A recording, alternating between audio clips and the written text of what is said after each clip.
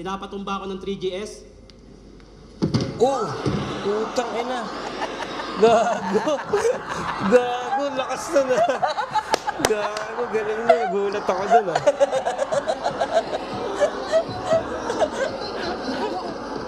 Bitawan mo ako! Nangingialam ka ba?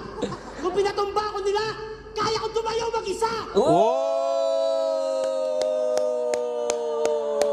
Tang ina, solid. Yun ang rebatal.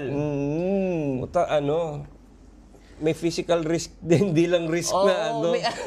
Di ba? Kasi ang, kaya Theatrics pa eh. kaya nagiging appealing yung rebuttals dahil sa parte ng kung ba't siya appealing dahil sa risk factor involved.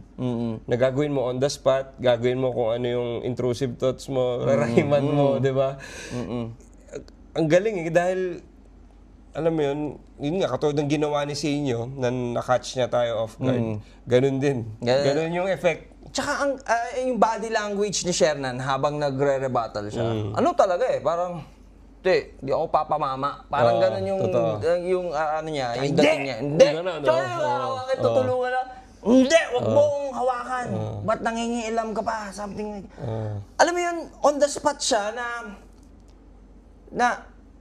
kasi ano din eh, maraming malaking, ano yung term mo kanina, intangible. Din sa battle yung body language. Oo, totoo. So, merong iba kasi, kapag ka nakakalaban, may kalaban, tapos kunyari, idol yung kalaban, parang sobrang, idol. Parang na-intimidate dun sa totoo. kalaban siya. Hindi. Di! Mong ano, hawakan. Hindi, tsaka ano rin, subconsciously, parang pinadaloy niya yung papunta dun sa Santino, sa Batang Quiapo. Tumumba siya. Pinakita niya na, pinakita niya na magganito ako kalupit na artista. Magko-commit ako sa role ko. Yun din. Parang no matter what it takes, tutumba man ako dito. Sumakit man likod ko kinabukasan. Tumama yung ulo niya sa... Diba, grabe.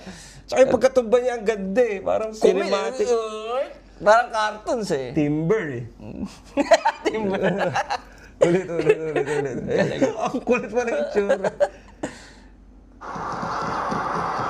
Yung showmanship nandun. Talagang pinanamnam niya na... Ano? Bitawan mo ako! diba? Nangingialam ka ba? Kung pinatumba ko nila, kaya ko tumayo mag-isa! Pati delivery eh, no? Galing nun. Galing no.